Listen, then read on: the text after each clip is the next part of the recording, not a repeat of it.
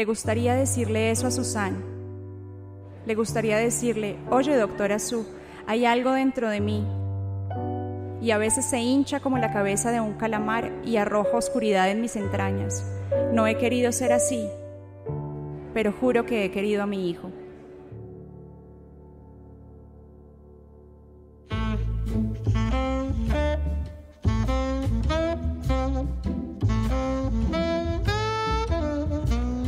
Hola a todos, bienvenidos a Próxima Página. Este es el podcast del tiempo en el que quiero que me acompañen a recorrer libros a través de experiencias de nuestros invitados, de anécdotas que vamos recogiendo y no solamente de ver los libros a través de sus propuestas estéticas y narrativas, que es asombroso siempre, sino también de cómo nos marcan como seres humanos y como la forma de ver el mundo que tenemos gracias a ellos. Hoy tengo a una invitada que para mí personalmente es muy especial, que se llama Ana Mes. Ana, ¿cómo estás? Muy bien, Maru, gracias. Ella hoy nos trae 2 libros para discutir en este podcast y bueno, pero antes de hablar de ellos quiero que ella misma se presente, que diga un poco qué hace y bueno, yo también voy a hablar un poco de por qué la traje acá. Ana, ¿cómo te describirías? Qué pregunta tan horrible, perdón, pero bueno, nada. Bastante, no venía preparada para esa pregunta. Básicamente como la depresiva de confianza. Me encanta. Eso podría ser la mejor definición. Tal vez inquieta porque me aburro mucho. Ya, no sabría qué más decir. Bueno, yo sí quisiera añadir una cosa y es que Ana es autora e ilustradora de un libro que se hizo a principios de este año, si no estoy mal, lo publicaste. Finales del año pasado. Perdón, lo publicaste a finales del año pasado, que se llama Sin ser de noche todo se ve muy negro, y es un libro ilustrado en el que Ana explora cómo explicar la depresión, ¿podría ser? ¿O cómo lo explicarías tú, Ana? Básicamente sí, yo creo que el libro es la suma de dibujos que muestran lo que es vivir una depresión y además creo que es una forma más clara porque tal vez las imágenes hablan más fuerte que las palabras. Entiendo, Ana. ¿Y qué libros nos trajiste hoy y por qué quieres que hablemos de ellos hoy? Bueno, el primero es Olive Kitteridge, que lo conocí de hecho porque HBO hizo una miniserie de 4 capítulos y apenas la vi, dije, wow, la forma en la que crearon este personaje es fenomenal, porque aunque nunca se habla de una depresión, se nota que esta mujer está pasando por un cuadro depresivo severo y parece que es algo que lleva enfrentando toda la vida. Y tuve que correr a buscar el libro, que es aún mejor, es mucho más completo y me parece que va muy bien, es una muy buena lectura sobre la humanidad. Y el otro libro es de una colombiana que se llama Elena Iriarte y es El llamado del silencio, que básicamente habla sobre la memoria y el aferrarse a los recuerdos y por qué es tan importante eso de no poder dejar ir, pero al mismo tiempo como no querer volver sobre un montón de cosas que nos han pasado y que no, si bien no han sido las mejores, pero no podemos despegarnos de eso. Entiendo. Y a ti personalmente, Ana, estos libros, ¿cómo te marcaron? El de Olive me hizo sentir identificada en muchas partes, es decir, este personaje puede resultar irritante, desesperante, alguien con quien uno no quisiera estar. El personaje en cuestión es Olive, ¿cierto? Olive, sí, es la protagonista. Es un libro de 13 historias, todo se desarrolla en un pueblo pequeñito y casi en todas aparece ella, pero tiene unos arrebatos y unas salidas que uno dice, qué persona tan insoportable. Y yo no podía dejar de sentirme siendo esa persona insoportable. Es como, wow, claramente sé que yo puedo tener estos mismos encontrones con la gente y puedo ser muy contestona y muy reactiva y también tiene que ver mucho con mi estado de ánimo cuando estoy en crisis. Así que el libro me marcó de muchas maneras en eso. Entiendo. ¿Y el de Elena Iriarte cómo fue? El de Elena también en un sentido distinto, y es algo que yo llevo discutiendo principalmente conmigo misma, y es el tema de las certezas. En la vida, una de las cosas que nos da tranquilidad es tener certezas, y cada vez son menos. Los recuerdos son, diría yo, las únicas certezas que uno tiene, y aferrarse a esos pequeños momentos de calma o de felicidad o de, no sé, buenas rachas, son como esos tesoros que uno siempre va a tener que guardar. Y Elena menciona varias cosas, y especialmente la protagonista habla de los recuerdos con su abuela, con su papá, y mi relación con la abuela es algo muy fuerte, la complicidad que yo tengo con ella, y es algo que uso para sobrevivir muchos días malos, simplemente aferrarme al recuerdo de todo lo bonito que yo tengo y he tenido por siempre con ella.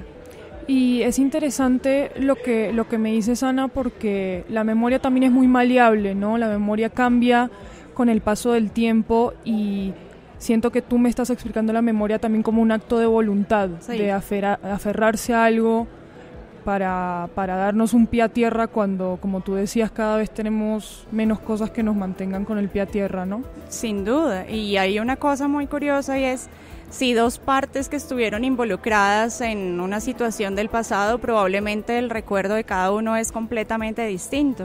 Ajá. Pero también va con el instinto de preservación. Cada quien guarda lo que mejor le va, lo que más le conviene. Ana, quisiera que en este momento nos leyeras un pedazo de una de los dos libros, para darle a entender a la audiencia, y a mí también porque no he tenido oportunidad de leerlos, más o menos cómo es el tono del libro y cuál es esa parte que te marcó pues también bastante, ¿no? Vale, bueno, pues voy a leer un pedacito del de Elizabeth Strout. ¿Cómo duele, de hecho? Olive gime de dolor mientras se sienta en la cama. ¿Qué sabe Susan de un corazón que a veces sufre tanto que hace unos meses casi falló, se rindió por completo? Es cierto que no hace ejercicio, que tiene el colesterol por las nubes, pero todo eso no es más que una buena excusa que oculta que, en realidad, es el alma lo que se está consumiendo. Su hijo acudió a ella la Navidad pasada, antes de que entrara en escena la doctora Sue, y le explicó en qué pasaba a veces. A veces solo pienso en poner fin a todo. Un misterioso reflejo del padre de Olive, hacía 39 años, salvo que aquella vez, recién casada, con sus propios desencantos y embarazada. Además, aunque esa parte no la sabía entonces, ella había dicho sin darle importancia: «Oh, papá, todos tenemos momentos bajos». La respuesta equivocada, como luego se vio.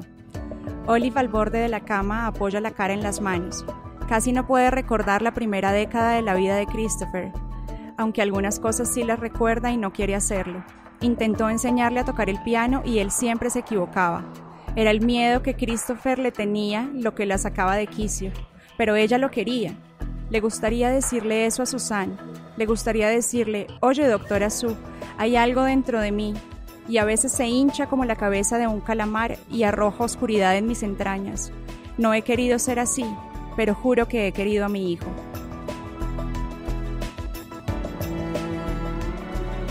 Ana, gracias por leernos esa pieza, y ahora quiero pasar un poco a pues como unas lecturas o otras cosas que podemos recomendar alrededor de estos libros, y quería empezar con Olive Kitteridge justamente. Ante todo, pues creo que no habíamos dicho al principio que la autora es justamente Elizabeth Strout. Ella pues es una escritora norteamericana que en el 2009 ganó un premio Pulitzer de ficción por este libro. Entonces, por lo menos en el mundo angloparlante es un libro muy muy importante, porque pues este premio se le da justamente a los escritores más importantes de esa lengua.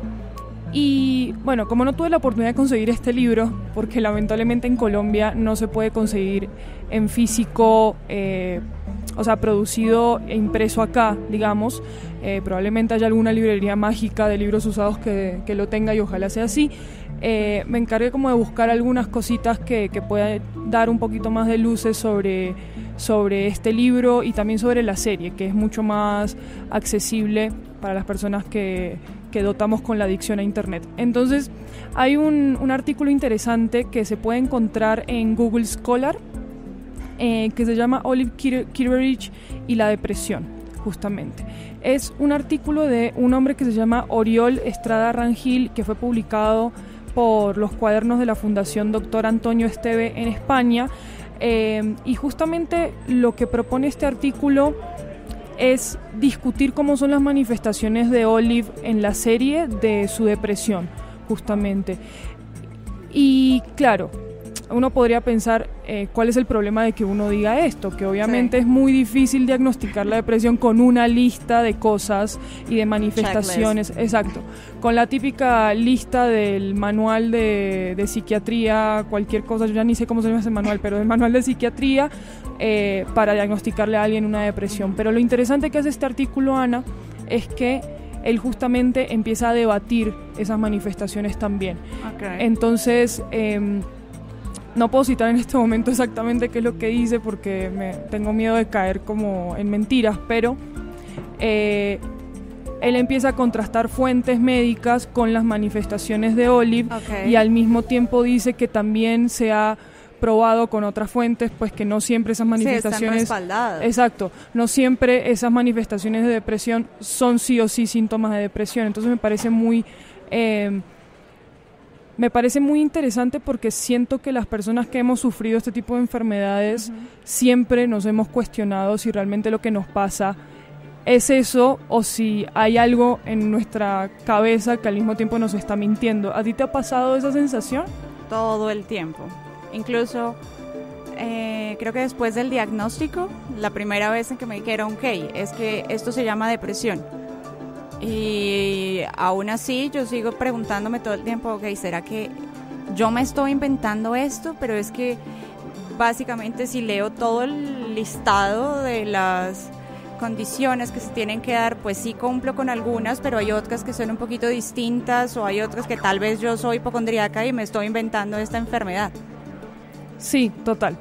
Y yo creo que ese artículo de Oriol sobre la serie de Olive Kitteridge da como muy buena cuenta de ese debate que tenemos internamente, pero de una forma casi como científica y un poquito aséptica, que es un poco extraña, como de un observador externo que está viendo ese debate. Entonces me parece absolutamente recomendable para cualquier persona que se quiera acercar a este tema.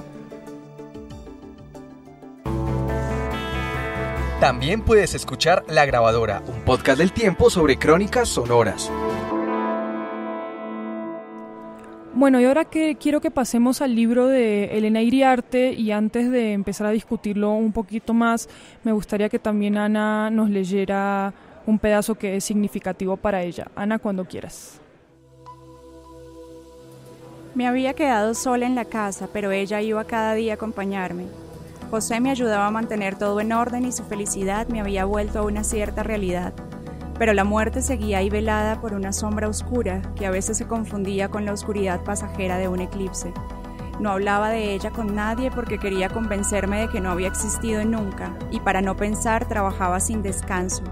Así creía cumplir, por lo menos en parte, el juramento que una vez le hice a la hormiguita, y ella tenía que saber desde su más allá que lo había intentado, que había hecho lo que estaba a mi alcance, que no dejé de trabajar, que me entregué a la pintura y a las clases, que a veces iba al cine y tenía amigas. Sin embargo, la otra mitad del compromiso aún estaba pendiente. A la circunferencia le faltaba un trozo que escondí porque no fui capaz de enfrentar su muerte, a pesar de que durante años había vivido con la certeza de que estaba cerca de Juan. Por eso inventé el olvido, como si eso fuera posible, y solo ahora me atrevo a recordar esos días cuando Juan se marchó, cuando el golpe me dejó sin vida y quedé como esos muñecos del año viejo, rellenos de paja que van a quemar a medianoche. Ya no tenía ojos, no sentía el cuerpo, solo un dolor, tal vez muy viejo, que me doblaba la espalda. Me oprimía el pecho y comenzó a invadirme un cansancio infinito, el cansancio de vivir.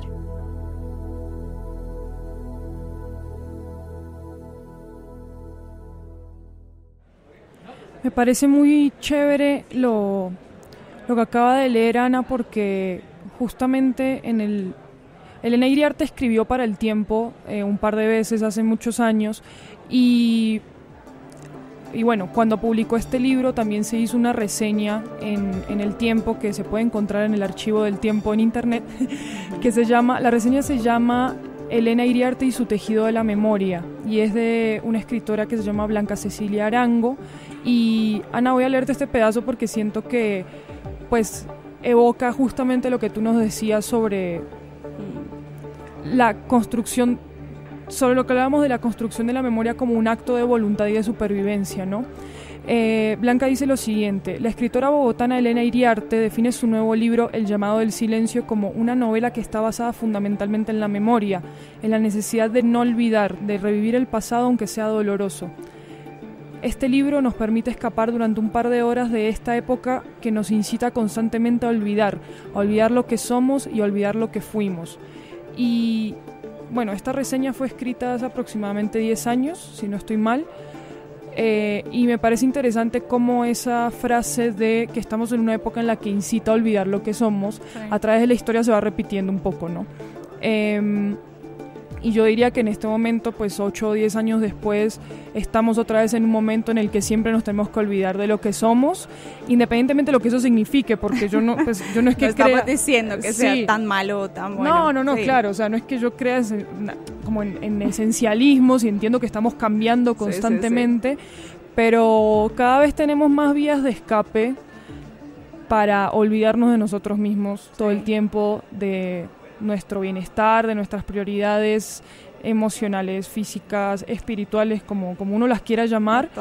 Y me parece muy interesante que este sea un libro, por lo que me estás diciendo tú y por lo que he leído, que te obliga a recordar cosas, ¿no? ¿Tú también lo viviste así?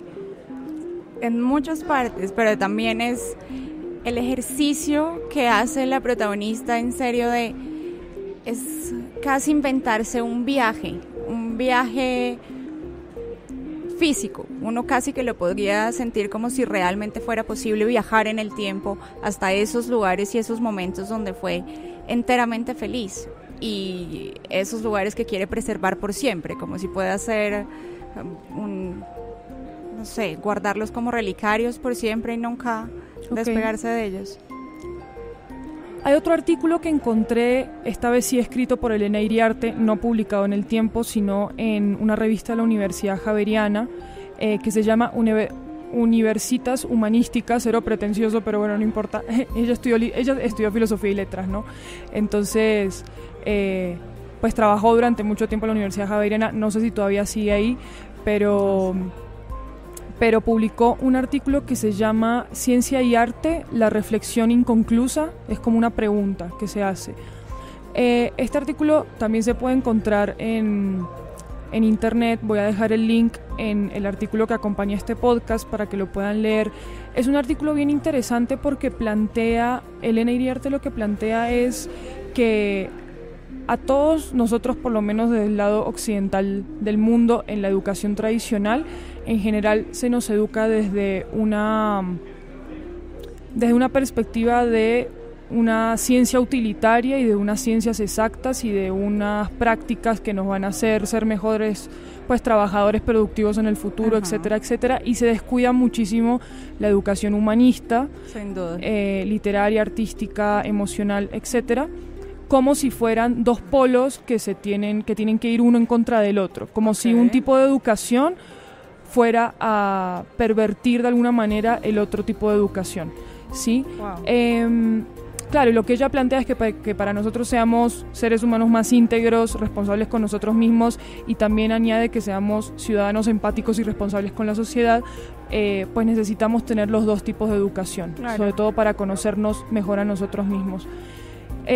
¿Por qué traigo esto a colación, Ana? Porque no sé si necesariamente quiero hacer la depresión el centro de este debate, pero me parece un buen eje para empezar a entender cómo las personas que hemos enfrentado los diagnósticos científicos de la depresión, a veces de todas maneras no podemos entender qué nos está pasando, aunque nos hayan enlistado una por una, sí, aunque nos hayan enlistado una por una las cosas que nos están pasando y cómo resolverlas incluso, ¿no? Pues es que es muy curioso, además porque, digamos que nosotros con diagnóstico encima podríamos decir que tenemos la excusa de ser más humanos, ¿no? Porque ya está inscrito en que son personas más sensibles, son personas que pasan por malos momentos, pero eso significa que entonces el resto de personas que no son humanos, estas personas no tienen emociones, no tienen días malos, y que no tienen se atacan a llorar. Sí. Y eso es una cosa gravísima, porque lo que estamos es tratando de olvidar por completo lo que es ser humano en sí. Hay condiciones, claro, hay personas con depresión o trastornos bipolar o un montón de enfermedades y condiciones, pero finalmente de humanidad pues se supone que somos todos. Y el tema de que en la sociedad estemos tratando de vivir encasillados en, no sé, personas correctas, ideales, pero no como seres integrales. Esto creo que es el problema más allá, y es la única forma en que alguien pueda ser quien es estando inscrito con un título, o sea, en este caso de, bueno, ok, es tan sensible porque es depresivo. Claro. Pero si alguien no tiene un diagnóstico así, entonces ya es una persona débil porque simplemente no pudo. Algo así. Sí, te entiendo y pues me parece aterrador incluso pensarlo así, pero reconozco que, o sea, me reconozco mucho como en ese tipo de, pues en esa reflexión, y yo siento que esto va a sonar muy, muy rosa o muy dulce o muy empalagante, como lo quieran poner, pero pues yo siento que la lectura muchas veces nos ayuda pues a reencontrarnos un poco con esa identificación necesaria con otro personaje, otro ser, pues otra conciencia que hace que nos pueda validar un poco nuestra humanidad también, ¿no? O sea, es un poco caer un poco en el mismo juego de la clasificación, pero de una forma en la que pues no es una validación estructural, no sentirse cientificista. Solos. Exacto. Es eso es lo que quería decir. Eso, sí, es el reconocerse en la obra de otro también es de, ok, no estoy tan solo con esto que estoy sintiendo y no entiendo. Creo que tiene mucho de eso. Ana, ¿y tú sientes que estos libros lograron hacer eso por ti de alguna manera? Sí, total. Y de hecho creo que ya están en el top de libros que me gustan. Claro que son un montón. Ese top solo sigue creciendo. Bien. Pero en parte porque cada vez que encuentro buenas lecturas que simplemente hablan de la condición humana y que me hacen sentir menos rara, está muy bien el poderme reconocer en un montón de historias que se escriben y se han gestado en cualquier otro lugar. Y es, ok, estas personas y yo podríamos tener una conversación y sentirnos de alguna manera cómodas, y eso cada día es más difícil. Entiendo. Ana, hay una pregunta que quiero hacer para cerrar y se sale un poquito de la conversación, pero que le quiero hacer a todas las personas que hablen del término condición humana, y es para ti, ¿qué significa qué es la condición humana o qué significa? Wow, tratar de poner todo esto en una especie de respuesta está como difícil, pero no, total, pero por diría eso yo que es todo ese manojito de emociones y realidades y ser capaz de reconocerlas, es decir, como tanto la cuestión física, toda la carga de músculos y todos los huesos y todas estas cosas, sumado también al peso de lo que le llamen alma, espíritu o energía de cada quien, y sus trastornos y traumas y toda esta carga emocional que puede tener un pedazo genético y pues histórico familiar, pero también que es la propia construcción a partir de las experiencias y de la vida. Eso sería. Me gusta mucho esa respuesta, y me gusta también que sea una respuesta que se puede seguir ampliando hasta el infinito. Ana, muchas gracias por acompañarme. Mil gracias. Bueno, y como les había explicado a nuestros queridos oyentes en el primer capítulo de este podcast, nosotros al final de los capítulos damos como algunas alternativas de lectura o de consumo artístico, si quieren, para quien quiera acercarse a estos libros y no pueden acceder al libro físico directamente. Entonces, les cuento que si quieren leer Olive Kitteridge y no tienen el libro en físico, en Google Play hay un ebook en inglés que es de la editorial Penguin Random House, que cuesta 31,000 pesos. Hay otra edición en inglés que es más barata por razones que no conozco, que es de la editorial Simon & Schuster, que cuesta 14,000. Bueno, también le recomendamos la miniserie de HBO que tiene el mismo nombre, que la pueden encontrar en la página de HBO. Es una serie que dura más o menos 4 horas, entonces de verdad es muy cortita. En Apple Books pueden encontrar el ebook a $13 y en Amazon, o sea por Kindle, pueden encontrarlo a $7 y ahí en Amazon también pueden comprar el libro en español en papel para que lo traigan a Colombia por solamente $9. Voy a pedirle a Amazon que paute en este podcast, por cierto. Para el caso de El llamado del silencio, de Elena Iriarte, pues ese libro sí se publica en Colombia y lo edita y lo publica Babel Libros. Sale 23,000 pesos y lo pueden enviar a todas las ciudades de Colombia: Cali, Medellín, Pereira, Bogotá, Barranquilla. Pueden llamar a la librería y preguntar por el libro. También les cuento que las primeras páginas del libro están disponibles en Google Books por si quieren hojearlo antes de ir por él. Y en Google Play hay un ebook que cuesta 14,000 pesos y ahí también lo pueden conseguir, así que no tienen ninguna excusa para no conseguir estos libros, a menos que realmente no tengan un peso encima, en cuyo caso les recomiendo leer lo que les recomendé con Ana anteriormente. Ahora sí, para terminar, quiero pasar a unas experiencias de lectores que nos mandaron por redes sociales. A mí, en enero de este año, me diagnosticaron pues que tengo el síndrome de Asperger y pues estaba yendo a terapia, pero me descargué un libro sobre Asperger redactado de manera académica, como me genera mayor comodidad, el tipo de lectura que mayor comodidad me genera. El libro se llama Personas con síndrome de Asperger, funcionamiento, detección y necesidades.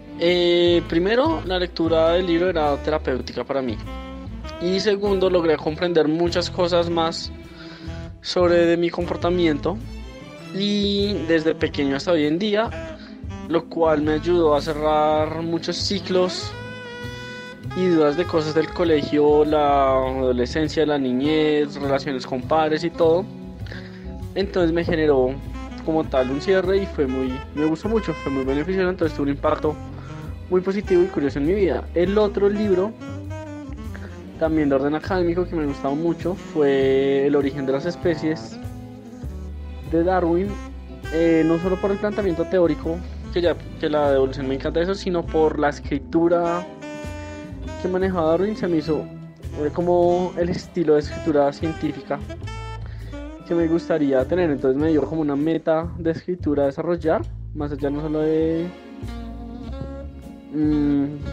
investigación o de meta científica a lograr, sino de escritura. Y también pues ya la teoría que plantea cambió mi forma de ver al mundo, desde las especies hasta mi trabajo. Si tienen alguna lectura recomendada que quisieran compartir con nosotros con respecto a relaciones familiares, salud mental u otros temas que les interesen, pueden hacerlo en Twitter usando el hashtag próxima página, y claro, con ese hashtag también pueden contarme qué están leyendo en este momento. Recuerden que también pueden contactarnos en esa plataforma con el usuario @especiales_et, o pueden mandarnos un correo electrónico a especialesmultimedia@eltiempo.com con textos, libros de fotografía, cómic, libros de texto o cualquier tipo de lectura, series, películas, lo que quieran que hablemos en este podcast para tenerlos en cuenta para próximos episodios. Por ahora vamos a salir cada 2 semanas en la plataforma Spreaker, y cuando estemos en otras plataformas les vamos a avisar. Muchas gracias por acompañarme y nos vemos.